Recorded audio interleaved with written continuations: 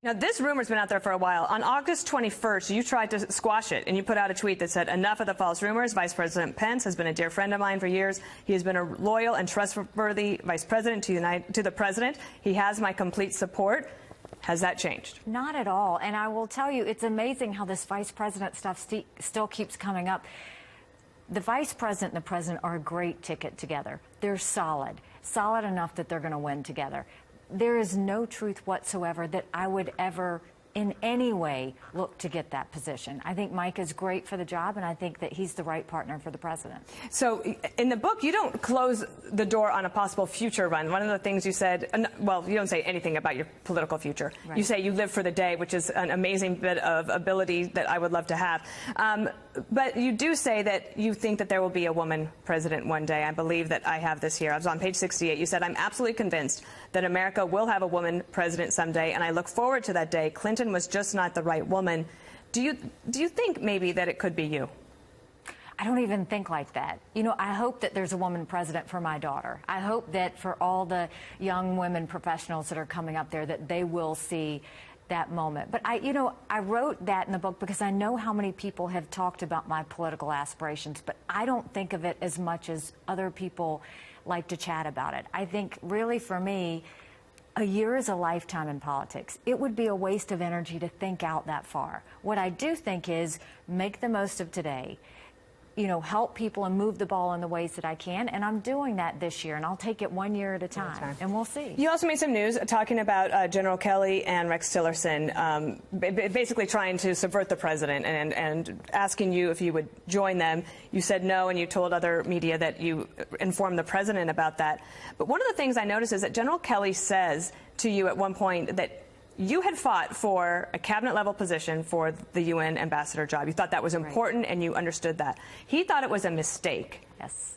The new UN ambassador, Kelly Carafe, she is not cabinet-level. Do you think that was a bad decision? Well, I actually talk about in the book where he tells me that if he had the opportunity, he would make sure that the next ambassador was not a cabinet-level position. Right. And he was adamant about that.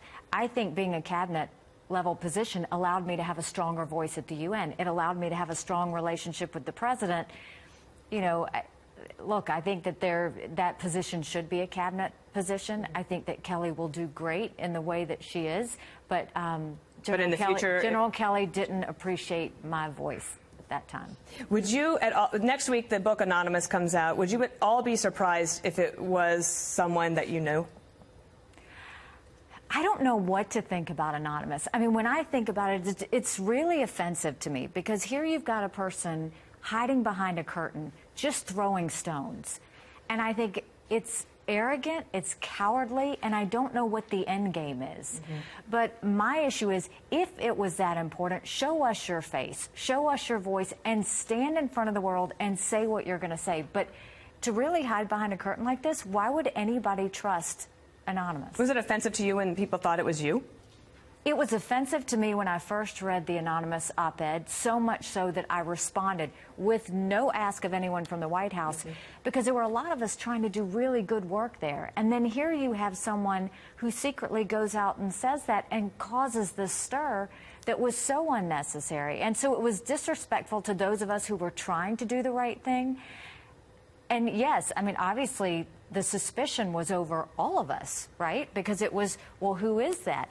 But anybody that worked in the White House, and certainly the president, knew my commitment to him and the administration and what I was trying to do with the UN. Can we talk about the title of the book is With All Due Respect? And I saw that. I'm like, oh, wait, I remember when you called me. And maybe give me a sense of that. You were a huge part of that story. Yeah, so I was there at the 5, a commercial break, text from Nikki Haley, can you take a call? I'm like, okay. Well, what had happened is you had gone out on a Sunday show, you had information, the president had changed his mind overnight, nobody told you that, you said the information, and then Larry Kudlow, for example, at the White House said, oh, maybe she was confused. Well, and let's be clear, the president has the right to change his mind anytime. That wasn't the offensive part. What was offensive was fix it. Just say the president changed his mind. There's nothing wrong with that. But you had multiple people not wanting to do that. And so I gave them the opportunity to make it right. I spoke with multiple people in the administration and said, you know, we need to fix this. It's best to be honest and truthful. didn't happen. And then Tuesday morning, I reached out and told multiple members, you've got until 5 o'clock to fix this. Either you do it or I'll do it, and it's much better if you do it. And when my friend Larry Kudlow got out there and said, I think she was momentarily confused, that was it. And I looked at the television, and I knew you were on it, and it was, okay, no one else was going to fight for my dignity. I needed to make sure I was. And that's what I want to ask you about, because there's so much in this book, your trips around the world, what you did in Ethiopia. You write about how you were started in a meeting, sitting in a chair, and ended the meeting with the women there on the floor. And you say that women bear the toughest burden of conflicts. They do. I mean, look, we prioritize, we balance, but we look at situations. We look at the history of how we got to where we are, and we look at where we want to go. And that's why whenever I traveled to any of these places, I always wanted to sit down with women, because they would tell me exactly how they got to the situation that they were in, and they knew how to fix it. And so whether it was in South Sudan or Democratic Republic of Congo or the Syrian refugees in Turkey and Jordan, I would always just say, what do we need to do? And they were precise, and they knew it, and they were direct about it. And that's what women do. Is there anything that you wish you had been able to help solve or finish before you left the United Nations? I think, you know, I didn't go to the pretty places. I went to some places that were hard to see. And you leave there wanting to help, and so you're always sitting there thinking about those kids that chased you when you were leaving, you know, Ethiopia's refugee camp, or the children that you met, you know, in Jordan and Turkey, and what they said to you. And that never leaves you. So you so desperately want to do all that you can. And that's why we fought for an arms embargo in South Sudan. It's why we fought to get new elections in the Democratic Republic of Congo. It's why we fought for the Venezuelan people. But when I look back, the one thing that I felt left a little bit unfinished that I was anxious about is I had given the president a book of all of the countries and the percentage of how they voted with us at the UN and the aid that we gave them in response. And what I told him was, we should never give aid based on a UN vote, but it should be part of the decision. And we need to be smart about how we give aid now. We are the most generous country of the world, and we always will be. When people are in crisis, we will help.